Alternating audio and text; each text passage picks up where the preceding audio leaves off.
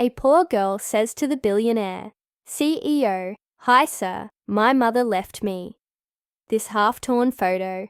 You're." Imagine standing in the polished lobby of one of the most powerful corporations in the city, clutching a half-torn photograph that feels heavier than it should. You're surrounded by sleek glass and marble, a world so far removed from your own reality that you almost feel like an intruder. This is exactly where we meet Rebecca Morgan, a 22-year-old art teacher and waitress whose life has been anything but easy. Her mother, Ellen, her only family, passed away just 3 weeks ago after a long battle with cancer. But before she left this world, Ellen handed Rebecca a fragment of their past, a photograph torn jaggedly down the middle, showing her younger self smiling alongside someone whose face is missing. "Find him, Becca," Ellen whispered on her deathbed. "Find Alexander Thornfield." Those words set Rebecca on a journey she never expected, a quest for identity, truth, and connection. Rebecca's story begins not in luxury or privilege, but in struggle. She grew up in poverty, raised by a single mother who worked tirelessly to give her daughter even the smallest opportunities. Now, standing in Thornfield Enterprises, Rebecca looks wildly out of place. Her navy blue thrift store blazer hangs slightly too large over her frame, and her practical ponytail contrasts sharply with the polished professionals around her. Yet there's something about her demeanor, a quiet determination, that makes her impossible to ignore. The receptionist eyes her suspiciously as Rebecca claims she has an appointment with Alexander Thornfield himself. It's a lie born out of necessity, a desperate attempt to get answers.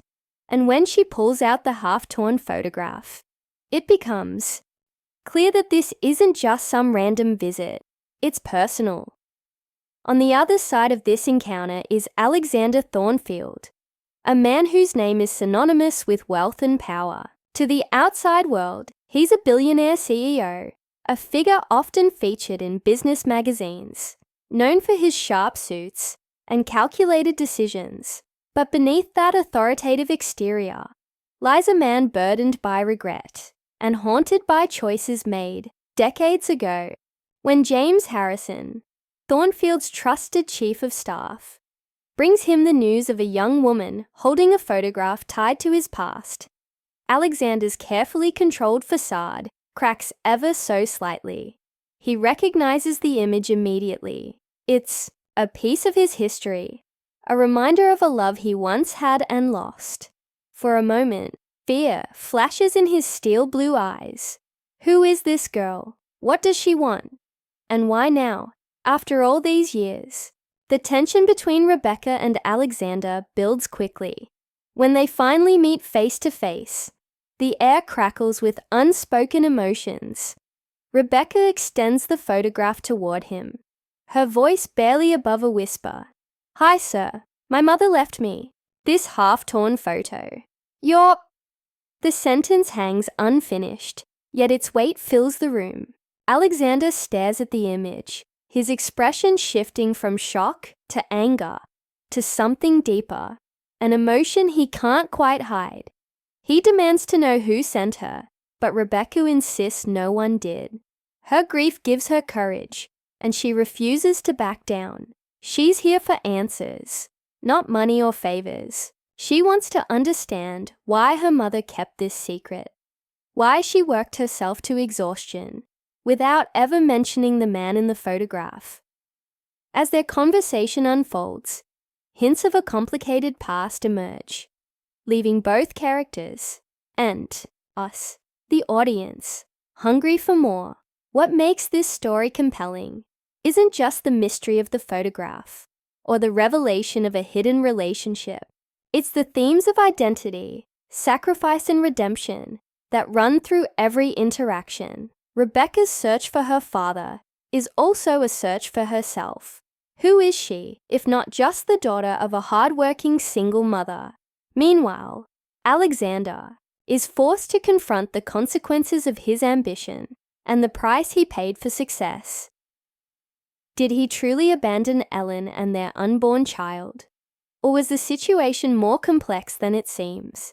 These questions linger in the background, shaping the narrative and keeping viewers hooked as the scene shifts to Highland Park Boathouse, where Rebecca and Alexander agree to meet later that evening. The stakes grow higher. The Victorian architecture of the boathouse stands in stark contrast to the gleaming skyscrapers downtown, symbolizing the divide between their worlds. Rebecca arrives early. Clutching the photograph tightly in her pocket, she watches the last rays of sunlight dance across the water, painting everything in amber and gold. It's a peaceful moment, but her mind is anything but calm. She replays her mother's final words over and over again, trying to piece together the puzzle of her life. When Alexander arrives, dressed casually for the first time, there's a vulnerability to him that wasn't visible in his corporate tower. They talk about the past, about Ellen, about the photograph taken on that very dock in the summer of 1997. Slowly, fragments of their shared history come into focus, but the full picture remains elusive. Their conversation takes a turn when Alexander reveals a painful truth. He believes Rebecca might be his daughter. The confirmation comes days later through a DNA test, but by then, the emotional groundwork has already been laid. Rebecca struggles to reconcile the calculating young man, described in Alexander's story, with the weary executive sitting before her. Was he capable of change? Could they build a relationship after 2 decades of separation? These are the questions that drive the narrative forward, creating suspense and anticipation. But the heart of the story lies in what happens next.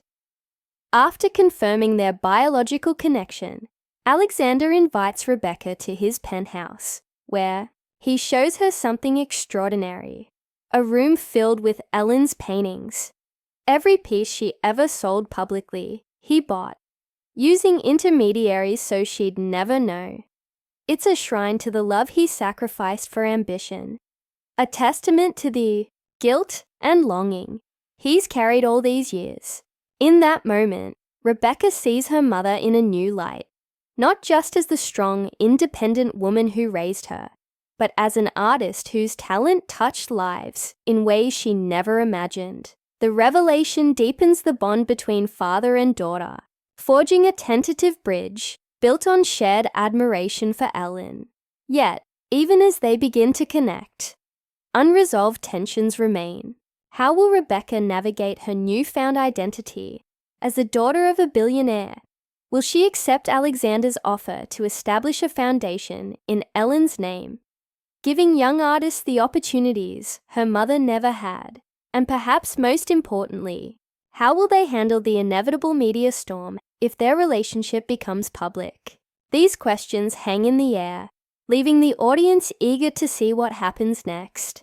As the camera pans over, Rebecca standing alone in the gallery, surrounded by her mother's paintings, we're reminded of the journey she's been on, from the torn photograph that started it all to the locket, containing tiny images of her parents.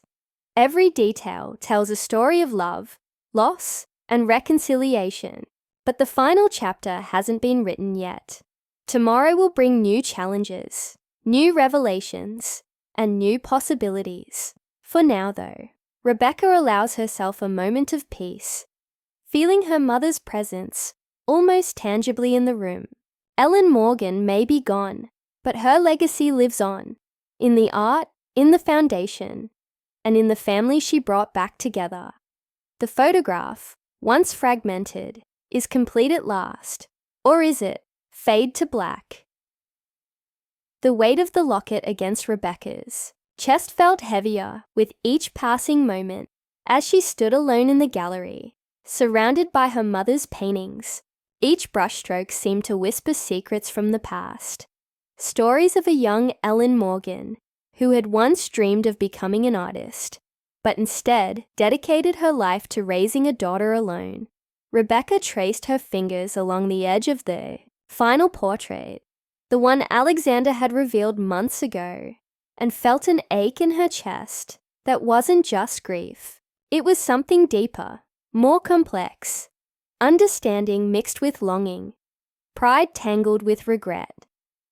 The painting captured her face, yes, but it also carried echoes of Alexander Thornfield, his features subtly woven into hers.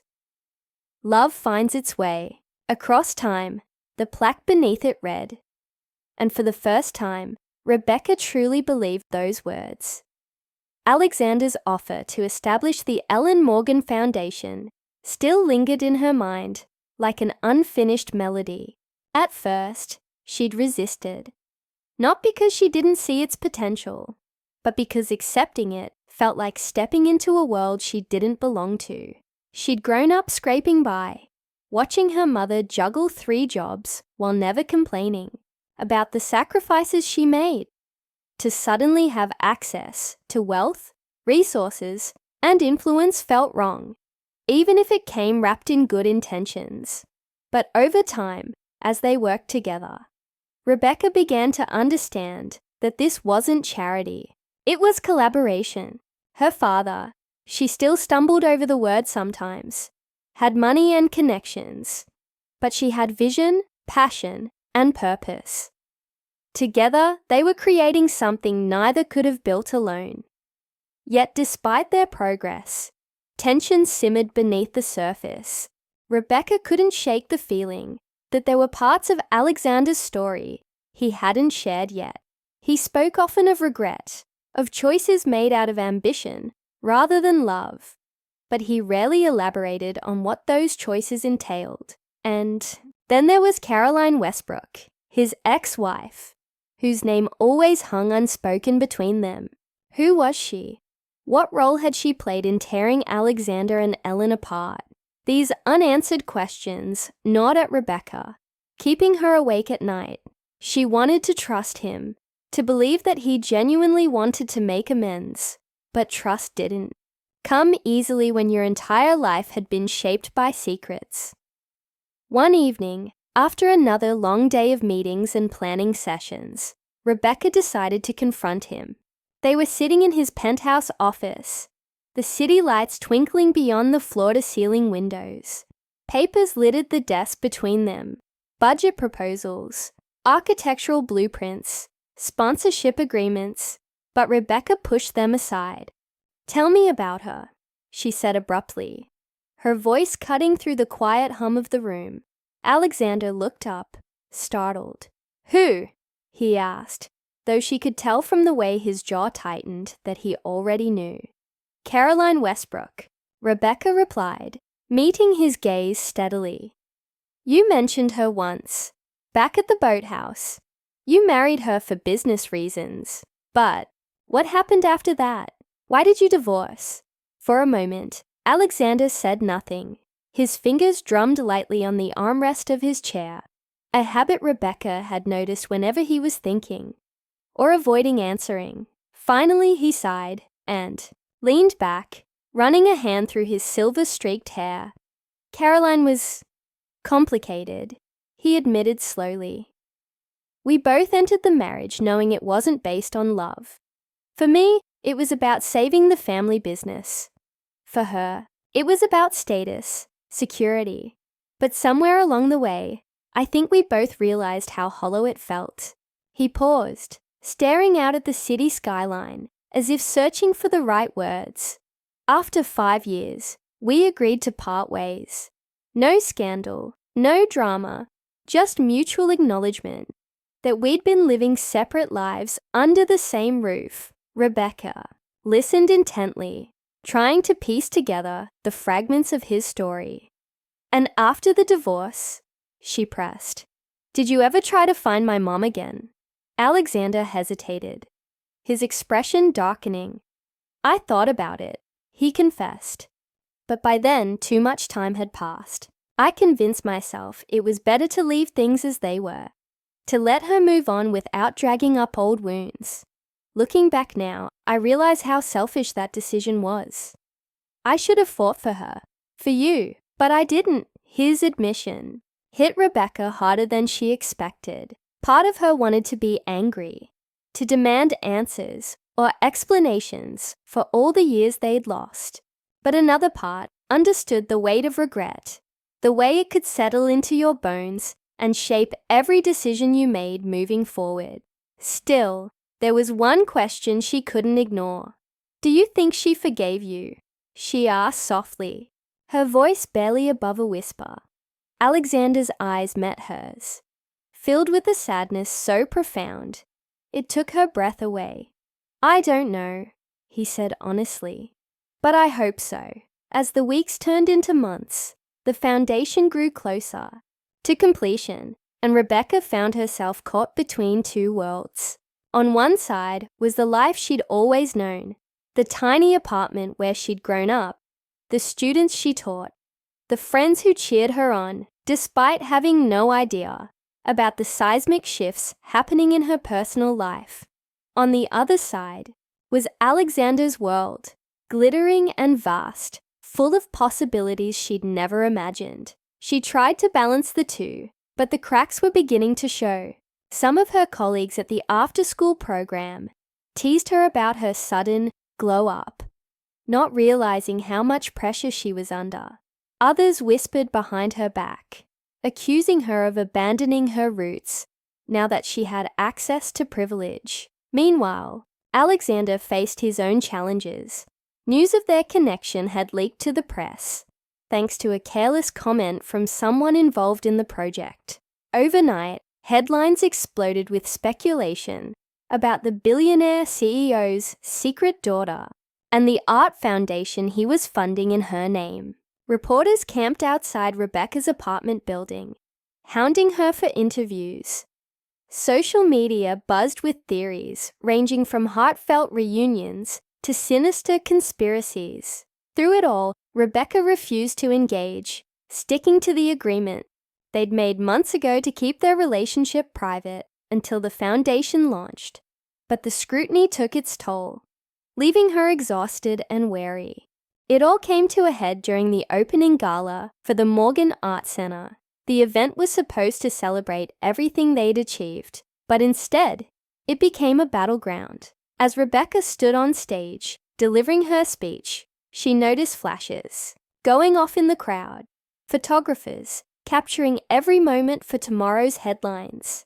Then, midway through her remarks, a man shouted from the back of the room, "Is it true you're only here because of your daddy's money?" Gasps rippled through the audience, and Rebecca froze, her heart pounding. Beside her, Alexander stiffened, ready to step in. But Rebecca shook her head almost imperceptibly. This was her fight, her moment to prove herself. Taking a deep breath, she turned to face the crowd, her voice steady despite the storm raging inside her. "Yes," she admitted, her words ringing clear across the space. "My father has provided resources and support for this foundation. But what you're seeing here tonight isn't just his work. It's mine too.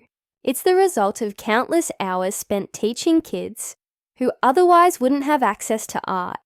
It's the legacy of a mother who sacrificed everything so I could have a chance at a better life. And it's proof that no matter where you come from, you can create something meaningful if you believe in it enough." Her words silenced the critics, at least temporarily, and earned her a standing ovation. But as the applause faded and the crowd dispersed, Rebecca knew the real battle was far from over. The foundation was safe for now, but the media frenzy would continue. Questions about her identity, her relationship with Alexander, and the circumstances surrounding Ellen's death would linger, threatening to overshadow everything they'd worked so hard to build. And then there was the looming issue of Alexander's estate planning, which he'd brought up during their last conversation. A trust fund, he'd called it, a safety net for her future. But to Rebecca, it felt like a test, one she wasn't sure she was ready to face. That night, as she sat alone in her apartment with the locket resting against her collarbone, Rebecca replayed the events of the day in her mind. She thought about the people who doubted her, the ones who supported her, and the man who had gone from being a stranger to a father figure in such a short span of time. Most of all, she thought about her mother, whose presence she could still feel guiding her through every challenge. Tomorrow would bring new obstacles, new decisions to make, but for now, Rebecca allowed herself a moment of peace, holding on to the knowledge that she wasn't alone anymore. Whatever lay ahead, she would face it, not just as Ellen Morgan's daughter, but as Alexander Thornfield's as well. As Rebecca stood alone in the dimly lit gallery, her fingers brushed against the locket resting on her chest. The weight of it felt comforting now, a reminder of the journey she had been on and the people who had shaped her. But as peaceful as the moment was, it couldn't last. Outside, reporters still lingered, hungry for answers about her connection to Alexander Thornfield. Inside, unresolved questions buzzed in her mind like an unshakable hum. What would happen when the trust fund he'd mentioned became public? Would their fragile relationship survive the inevitable scrutiny? And most importantly, how could she honor both her mother's independence and her father's desire to provide for her? The next morning brought an unexpected twist. As Rebecca scrolled through news alerts on her phone, one headline stopped her cold. Thornfield Enterprises faces hostile takeover bid. Her heart sank as she clicked through article after article, detailing how a rival corporation, Westbrook Industries, was attempting to dismantle everything Alexander had built over decades. The name struck her. Westbrook. It was Caroline Westbrook's family business, the same woman whose marriage to Alexander had once torn him away from Ellen Morgan. Was this coincidence, or was there something more sinister at play? Rebecca called Alexander immediately. His voice on the other end of the line was calm, but strained. "I've known this might happen for a while," he admitted. "Caroline's always resented me for ending our marriage. Now she's using her family's resources to settle old scores." Rebecca listened intently, her mind racing. This wasn't just about Alexander anymore. It was about her too. If Westbrook Industries succeeded, not only would Alexander lose his empire, but the foundation that bore her mother's name could collapse before it truly began. Determined not to let that happen, Rebecca threw herself into helping Alexander navigate the crisis. She reached out to James Harrison, who had become a trusted ally, and together they devised a plan. They decided to host a private gala at the Morgan Art Center, inviting key stakeholders and potential allies to see firsthand what the Ellen Morgan Foundation represented. It wasn't just a charity. It was proof that art could bridge divides, inspire change, and create opportunities where none existed. For the first time, Rebecca understood why Alexander valued strategy so much. It wasn't just about winning. It was about protecting what mattered. The night of the gala arrived, and the center buzzed with energy. Artists mingled with executives. Students chatted excitedly with mentors, and Rebecca moved among them, sharing stories about her mother's life and vision. When it came time for her speech, she stepped onto the small stage, her hands trembling slightly. Looking out at the crowd, she saw faces filled with hope and curiosity. And standing quietly in the back, Alexander Thornfield, watching her with pride in his eyes. "When I started this journey," Rebecca began, her voice steady. "Despite the nerves fluttering in her chest, I never imagined it would lead me here. My mother taught me that art isn't just about creating beauty. It's about telling truths that words alone can't express. Tonight, we're doing exactly that. We're showing the world that even in the face of challenges, creativity and determination can prevail." Her words resonated deeply, and by the end of the evening, several attendees pledged support, not just financially, but also by vowing to stand with Thornfield Enterprises against the hostile takeover.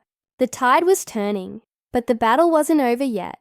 A week later, Rebecca accompanied Alexander to a high-stakes board meeting, where the fate of his company would be decided. Sitting beside him, she felt the enormity of the moment. This wasn't just about business. It was about legacy, integrity, and proving that success didn't have to come at the expense of humanity. When the vote finally came in, it was close, but in their favor. Relief washed over Alexander's face, and for the first time, Rebecca saw him look genuinely at peace. In the aftermath, Caroline Westbrook issued a statement conceding defeat, though her tone was far from gracious. Alexander may have won this round, she said publicly, but let's not forget the choices that got him here. The comments stung, but Rebecca realized something important. The truth didn't need defending. Her parents' love story, flawed as it was, had given her life. Their mistakes had shaped her, yes, but so had their strengths. As weeks turned into months, Rebecca settled into her role as director of the Ellen Morgan Foundation.